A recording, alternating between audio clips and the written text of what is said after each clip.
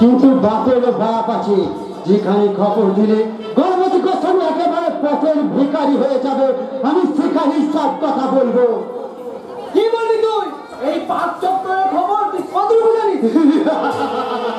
কতটুকু জানি? সব জানি, সব। আজকের এই গোস্বামী ভুবন ছিল দেবাকর বাণিজ্যের বাড়ি।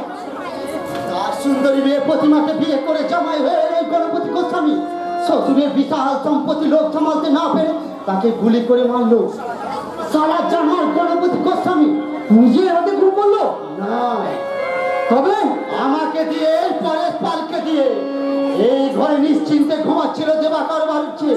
আমি চুপি চুপি এসে এই বন্দুকটা সেই বৃদ্ধের বুকে চেপে পরপর 3টে গুলি করেছিলাম। তারপর তার বন্দুকের আওয়াজ শুনে ছুটে এলো এই গণপতির বউ। জানো একটা হুকুমে আমি তাকে ওই গলা টিপে মারলাম। ও কি ভয়ঙ্কর! কাঁদতে কাঁদতে ছুটে এসেছিল কিশোর প্রভাত। আমার মাথায় তখন খুন চেপে গেছে।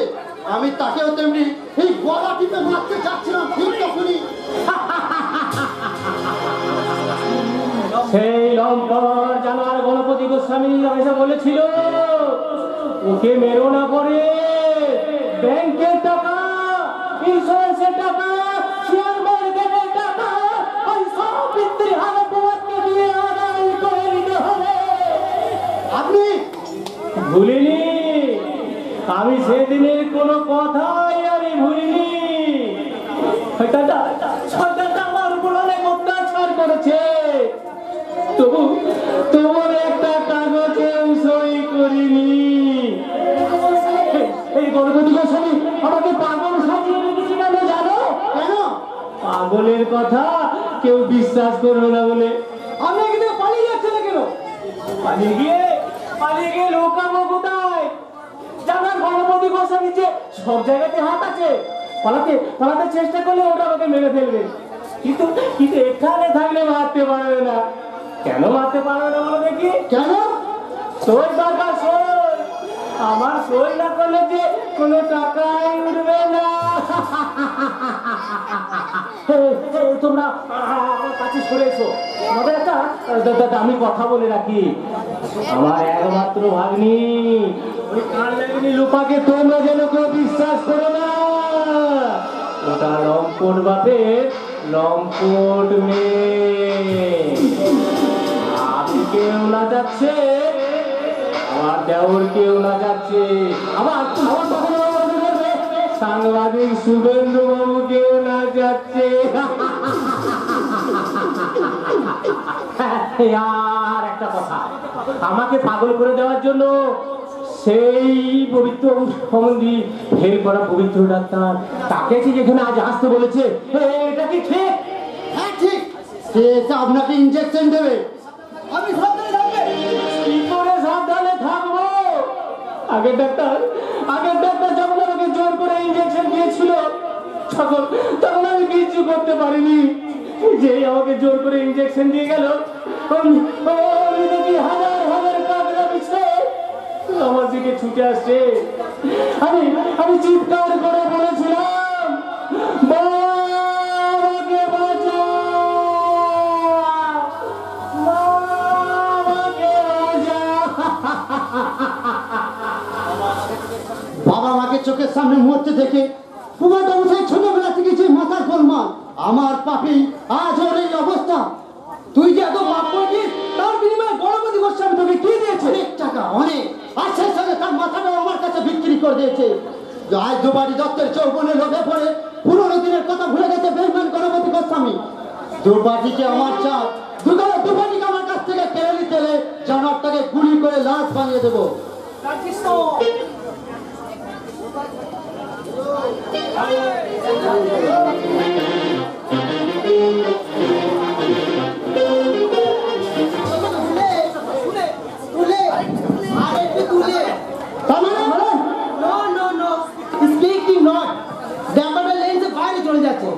বন্ধুকে নয়টাকে তুলে ধরো। আমরা দারুণ কম্পিটিশন করেছেন, অদ্ভুত ডিটেইলে কাজ। হ্যাঁ ভাই দা ভাই, একটা কথা, বোম্বের সঙ্গে ক্যালকাটাকে আবার মিক্সচার করো। আই মিন অমিতাভ বচ্চনের মিঠুন চক্রবর্তী। নায়িকা মানে হিরোইন। তিনি হেরোইনকে টলতে টলতে এসে হিরোকে এমনি করে বলতে, আমার আসতে একটু দেরি হয়ে গেছে। লোপা কোথায় লোপা? আপনি বসুন, আমি এক্ষুনি কেউ ওনাকে পাঠিয়ে দিচ্ছি। আপনি কি গরম না ঠান্ডা? হ্যাঁ আগে হ্যাঁ ঠান্ডা। আমি গরম। যদি এখানে একটা ঠান্ডা একটা গরম পাঠিয়ে দাও। আমি ঠান্ডা চাইলেন কেন? আমিও গরম, আপনিও গরম। ওই গরমে গরমে জমটা ভালো। মানে সিনেমায় অভিনয় করতে গেলে একটু গরম হওয়া চাই। আপনি সে কি আমাকে চেনেন না? আমি সারা পৃথিবীর শ্রেষ্ঠ ফিল্ম ডাইরেক্টর মধ্যে একজন। রিচার্জ অ্যাটেন্ড করো আমার সঙ্গে হ্যান্ডশেক করে গেছে। আর সত্যজিৎ রায় আমার নাম শুনলে চমকে যায়। আর মীনাজ সেন তো ভাই আমার সামনেই আসে না। তাই আমি আপনাকে নিয়ে করবো। কি করবেন? ছবি করবো, সুপারহিট ছবি। আমার মুখখানে কি যেন আকাশ থেকে চাঁদটা ছিটকে আপনার বিয়েতে সেটে গেছে। তাই একটু মাংস বেশি তা হোক, ঠিক আছে দিদি, নেবেন। উঠুন, দাঁড়ান, অ্যাক্টিং করুন। কি ভেবেছেন বলুন তো? হ্যাঁ আমাকে একাবে আপনি তাই করছেন, অসভ্য কোথাকা। ইউনিক মারভেলাস। আমি কি ফিরে আসুন, মুখটা একটু উঠানামা করুন। এই মাসে মতো কোমরটা দিয়ে এমনি করে বলুন, কি ভেবেছেন বলুন তো? অসভ্য কোথাকা। এই শুনুন, অসভ্যের একটা সীমা আছে। জানেন আপনি কে? আপনি কি বলছেন? আমি রবীন্দ্রনাথ, আমি গণপতি গোস্বামী পরম আত্মীয়া। আপনি দেখতে বাইরের স্টুডিও বানিয়ে ফেলেছেন। সরি ম্যাডাম, কিছু মনে করবেন না, আমি ছবির ডাইরেক্টর। তাই ছবির ডাইরেকশন দিতে দিতে এই সংসারটা আমার কাছে স্টুডিও হয়ে গেছে। এই জীবন্ত মানুষগুলো আমার কাছে ছবি হয়ে গেছে।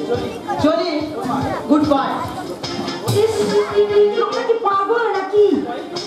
কি ড্রয়িং রুমটা কি দারুণ সাজিয়েছে। এই লোকদের এই সাততলা বিল্ডিংটা মনে হয় একটা সাততলা রাজপ্রাসাদ। চারিদিকে কালার টিভি, ফ্রিজ, কার্পেট, ওয়াল, চারিদিকে শুধু সুখ আর সুখ, সুখ আর সুখ। সোনা দামি দামি পাথর আর বাবার ব্যাংকের টাকা এই লোপা লোপা বলছি এই মেসমশাই এত সম্পত্তি করলো কি করে একটু আগে ডাইরেক্টর প্রান্তিক সন্দেশের সঙ্গে বলতে হয়নি ইস লোকটা বিশাল অসভ্য কেন আমার দিকে হা করে তাকিয়েছিল তোমার ভালো লাগছিল না ছেলেরা মেয়েদের দিকে না তাকালে মেয়েদের মন খারাপ হবে লোপা তুমি যাই বলো দিদি ইয়ার ছেলেরা যখন আমার দিকে তাকায় না তখন আমার দারুণ লাগে তাই তো আমি একদিন এক এক রকম সেজে ছেলেদের দৃষ্টি আকর্ষণ করি এই কথা শাশুড়ি ঠাকুর শুনলে রক্ষে থাকবে না আরে রাখো তো তোমার শাশুড়ি ঠাকুরের কথা শাশুড়ি আর স্বামী ভাই বলে এই না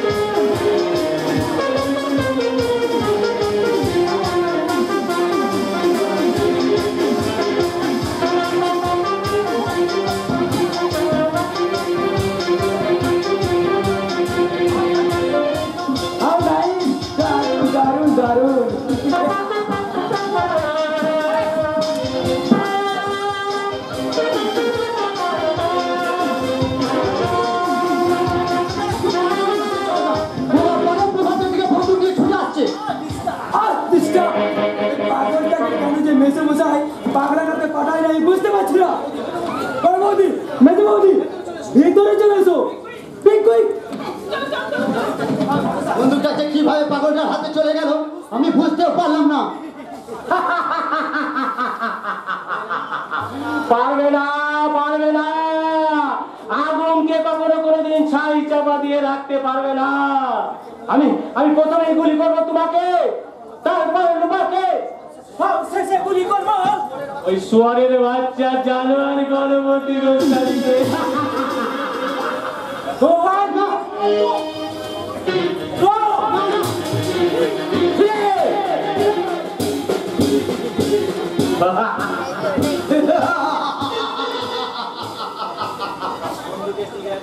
বন্ধুকে টিকিট টিপলে অথচ বুলেট বেরুলো না।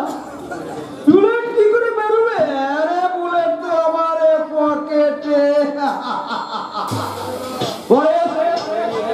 ওকে ধরে নিয়ে গিয়ে ঘরে ঢুকিয়ে দাও।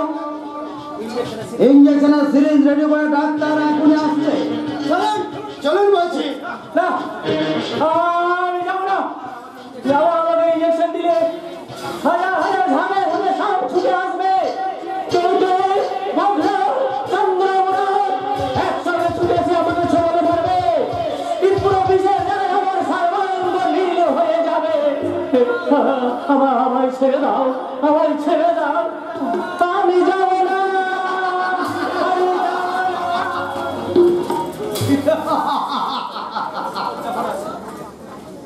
বিপদ যখন আছে তখন একসঙ্গেই আছে। মিস নয়না যখন সোনার বাট পাচার করছিল ঠিক তখনই থানার সেকেন্ড অফিসার জয়ন্ত সেন নাকি তাকে দেখে ফেলেছে। পুলিশ হয়তো আমার বাড়ি রেড করতে পারে। হৃৎপিণ্ড এখন ছুটিতে, তাই আমিও গণপতি গোস্বামী জয় গুরু বলে দক্ষিণকে সব কাজ আমি হাসিল করে দেব। তার আগে পাগলা প্রভাতের ব্যবস্থাটাও করে ফেলতে হবে। ব্যবস্থা আমি পাকা করে এসেছি মেমসাই। এখন বলুন পেশেন্ট কোথায় আছে? ওই পাশের ঘরে পরেশ তাকে ধরে রেখেছে পবিত্র। তুমি তাকে এমন মেডিসিন ইঞ্জেকশন করবে যাতে সে কোনোদিন উঠতে না পারে। একটা সুস্থ মানুষকে অসুস্থ করে দেবো? তুমি এমনি দেবে না, তার জন্য তুমি টাকা পাবে। প্রতি মাসে তুমি 5